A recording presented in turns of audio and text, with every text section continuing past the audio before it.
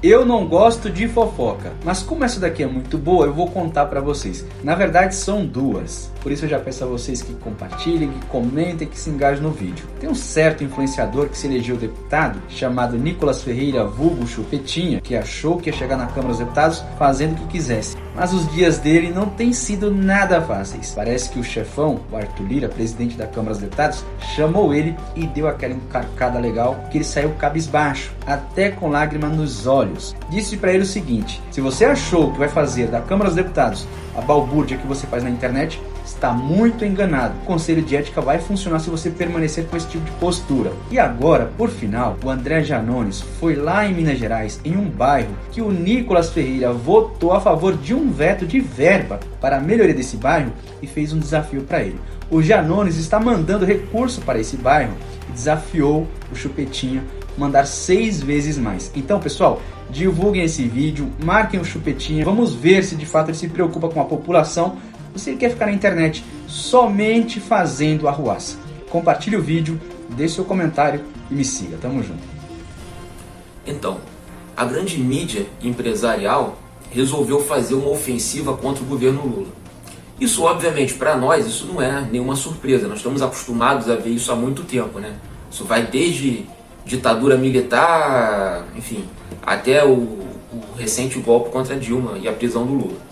Isso não é algo fora do comum e algo que nós esperamos deles.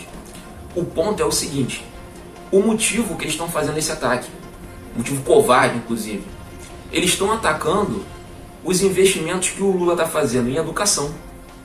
Eles estão criticando o governo Lula por ter aumentado o salário mínimo, estão criticando o governo Lula por ter voltado a investir em infraestrutura energética.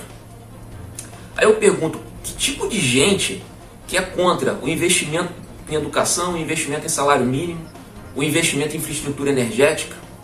É óbvio que provavelmente nem os próprios jornalistas devem concordar com essas falas que são publicadas. O que acontece? Esses jornais, eles são porta-vozes de certos grupos da nossa elite, inclusive grupos estrangeiros. Então os jornais, que vocês conhecem bem o nome, eles servem aos interesses dessa nossa velha elite do atraso. E eles servem também aos interesses estrangeiros. Sempre foi assim. Quando, por exemplo, saiu o 13º salário, a Rede Globo, o Grupo Globo, na verdade, né, fez uma capa de jornal dizendo que aquilo ali era horrível para o país. Aí eu pergunto, o 13º salário é ruim para quem? É para o trabalhador que pega esse 13º salário? Ou é para o empresariado que tem que pagar? Então o que nós precisamos entender é o seguinte: essa gente, eles não estão do mesmo lado que nós. Isso não quer dizer que nós de esquerda vamos atacar jornalistas como os bolsonaristas fazem. Isso aí não é o tipo de ação nossa, até porque os jornalistas muitas vezes eles nem querem fazer. Eles são trabalhadores e estão sendo obrigados a agir daquela forma. Nós temos que respeitar o trabalho do jornalista, do profissional em si. Porém, nós temos que ser críticos à postura que os donos dos jornais tomam, porque geralmente eles recebem dinheiro para defender interesses escusos.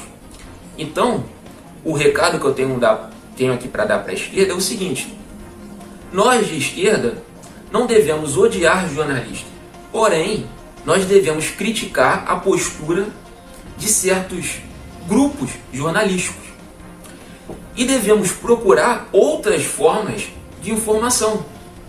Existem jornalistas que não são ligados a esses grandes grupos empresariais que servem a esses interesses escusos.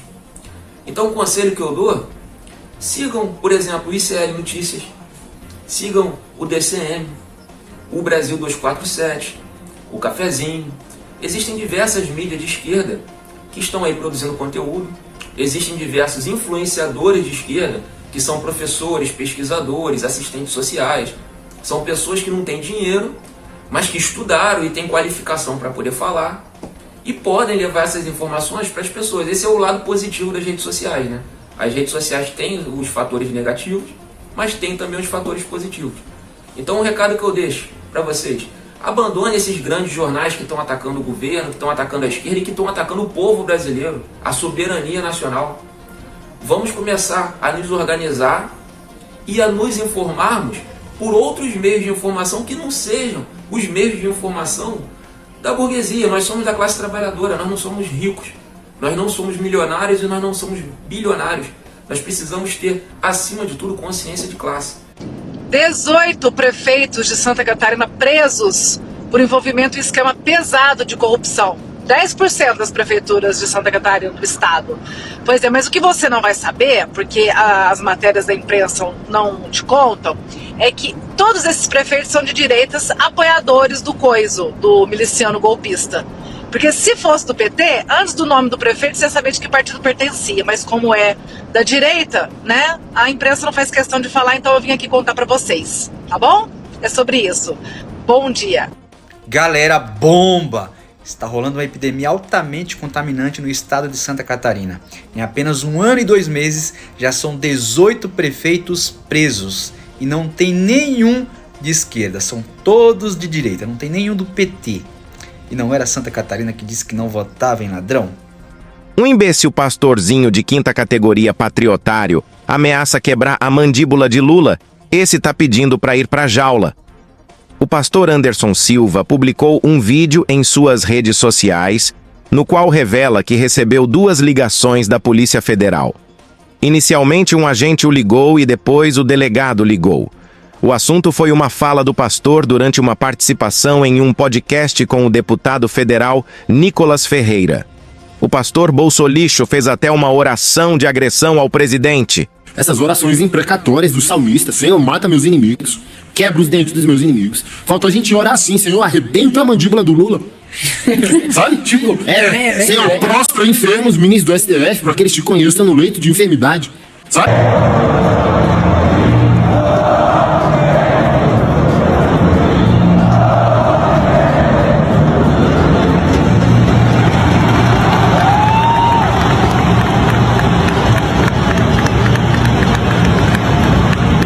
Citou o Ramagem, né, que hoje é deputado federal pelo Partido Liberal e que é a aposta de vocês lá no Rio de Janeiro. Na semana passada, a Polícia Federal fez uma operação que ele não é investigado ainda, segundo os agentes, mas que a APF segue com esse inquérito. Isso pode prejudicar essa candidatura e aí tem outros nomes ou não? Não acredito que o Ramagem esteja envolvido nisso. O Ramagem não está envolvido nisso. Ramagem é um policial sério e que seria o ideal para ir para a Prefeitura do Rio de Janeiro.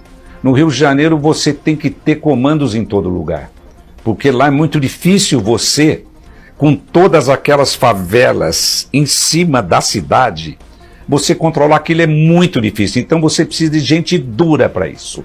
E o Ramagem é. Pois então, e ele ganharia nas pesquisas? Já tem pesquisa? Não. Com projeção de nome? Não, ainda não. É muito cedo para isso. Ele vai para a televisão ainda.